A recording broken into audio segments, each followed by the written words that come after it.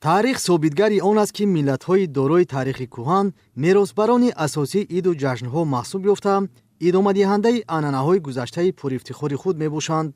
хушбахтона дар замони собиқисролӣ иду ҷашнҳои ниёгони мо дубора эҳё ва мақоми ҷаҳонӣ гирифта имрӯз аҳли башарро ба инсондӯстӣ, якдигарфаҳмӣ, сулҳусубот, ваҳдату ҳамдилӣ ва гиромидошти арзишҳои инсонӣ ҳидоят менамоянд. шаби ялдо аз ҷашнҳои бостонӣ дониста мешавад ва таърихи кӯҳан дорад. ба назари донандагон шаби ялдо дарозтарин шаби аввали моҳи дай ҷашни қадимии мардумони ориёист ки ба муносибати зодрӯзи эзади меҳр ё митра баргузор мешудааст. мувофиқи тақвими эронӣ шаби 30 моҳи озар 22 декабр рӯзи таваллуди меҳр мебошад, зеро аз ҳамин вақт сар карда рӯзҳо дарозтар ва тобиши офтоб бештар мегардад. مثلا در سالشماری کهن اجداد ما فقط دو فصل بوده، یعنی سرما و گرما و شب یلدا با اون که در منابع ذکر می شود که از همه تاریک ترین شب است، یعنی در عمق همین شب مولود روشنی است، یعنی مولود خورشید است. و خود واژه یلدا که هرچند البته در بعضی منابع گفته می شود که واژه سوریانی است، اما من فکر می کنم که یکی از واژه‌های کهن فارسی قدیمه باید باشد که ifade کننده همین تولد است.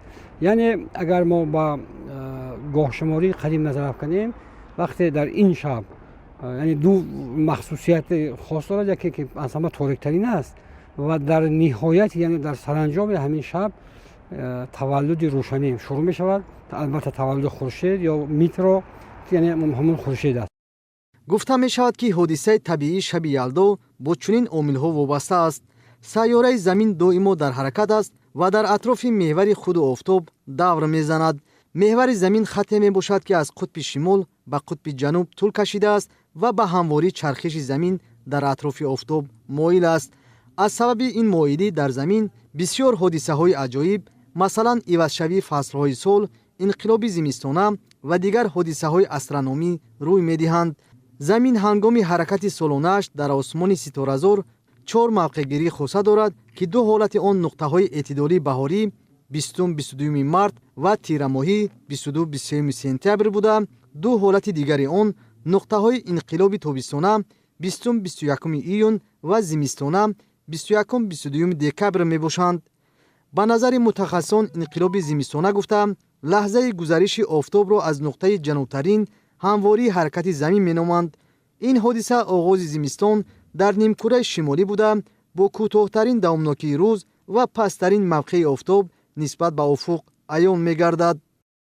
дар рӯзҳое ки чилии зимистон дохил мешавад, нури офтоб кам мешавад, яъне ҳаво сард мешавад, хунукиҳо мешавад ва вобаста ба ҳамин истеъмоли меваҳои махсус дар ҷашни ялдо ҳаст ва яке аз ҳамин меваҳо анор аст.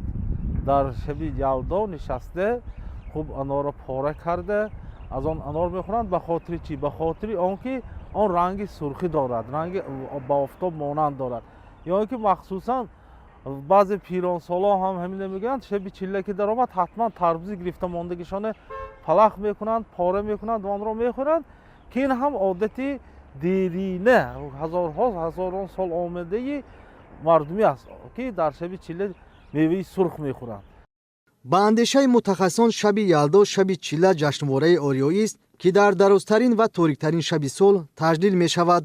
дар ин замина чунин ишора мешавад ки дар ин шаби тӯлонитарин ва тиратарини сол аз қадим маъмулан аҳли хонавода ҷамъ меомаданд. рӯи дастархон меваю чормағз, махсусан анору тарбуз мегузоштанд. ранги сурхи ин меваҳо рамзи тобишҳои арвоғонии субҳ ва равшании ҳаётро ифода намуда маънои рӯй ба тобиши офтоб овардан будааст. дар бораи расму оинҳои шаби ялдо назару андешаҳо ва ривоятҳои гуногун мавҷуданд. ба андешаи фолклоршиносон мардум шаби аввали зимистонро ҳамчун шаби зоиши хуршеду оғози сол бо бедорӣ ҷашн мегирифтанд.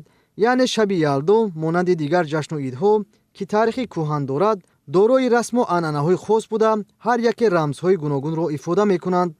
ҳамин тавр дар гузашта ҳам мардум барои расидан ба рӯзҳои нек, бунёди зиндагии пурсаодат, заминагузорӣ ба ояндаи дурахшон бо истифода аз рамз розу ниёзҳо доштаанд. омӯзиши гузаштаи пурифтихор, эҳёи ҳофизаи таърих ва гиромидошти арзишҳои маънавӣ дар роҳи расидан ба худшиносӣ мусоидат мекунад. шаби ялдо ки ба бовари донандагони соҳат таърихи 7000 сола дорад, эҳёи суннатҳои он ба нафъи кор дониста мешавад, зеро ҳар расму оин ва анъанаҳои гузашта дар заминаи мушоҳида ҳосил гардида, дар натиҷаи таҷриба истифода шудааст. муҳимтар ин аст ки орзуву ормони рӯзҳои хубу босаодат, хайрхоҳӣ нисбати ҳамдигар нишонаи ахлоқи ҳамида, саҳмгузорӣ дар пешрафти ҷомеа ва беҳбудии рӯзгор аст.